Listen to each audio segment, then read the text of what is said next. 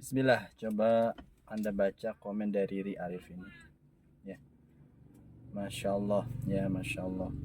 Jadi ketika Anda punya keluhan yang sama, perhatikan yang penting adalah bagaimana caranya kita ridho pada takdir Allah agar hati kita tenang.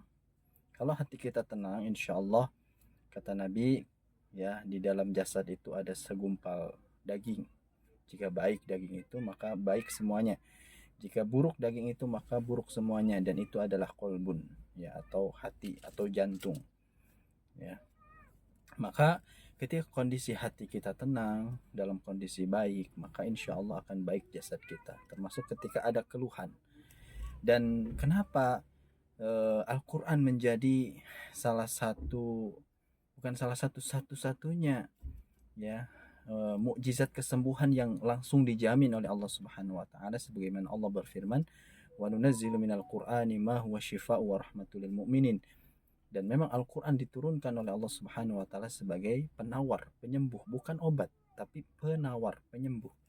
Maka jangan heran ketika orang ada permasalahan di dalam badannya dan didengarkan Al-Qur'an, ya, atau mendengarkan Al-Qur'an dan badannya ada respon, saya sering sampaikan, ucapkan alhamdulillah, karena itu adalah indikasi kesembuhan insya Allah, semuanya atas izin Allah Subhanahu wa taala.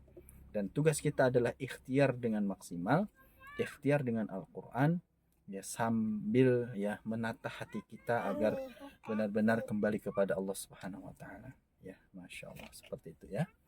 Jadi teman-teman semua yang punya permasalahan yang sama, coba kondisikan hati kita, sentuh bagian sakit, ya, berdoa kepada Allah dan dengarkan Al-Qur'anul Karim, ya.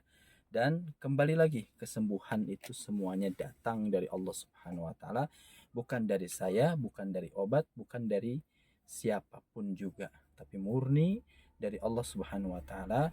Dan terapi bacaan Al-Quran salah satu ikhtiar yang utama insya Allah, ya. Barakallahu fikum. Siapa yang punya pengalaman yang sama silahkan tulis di kolom komentar.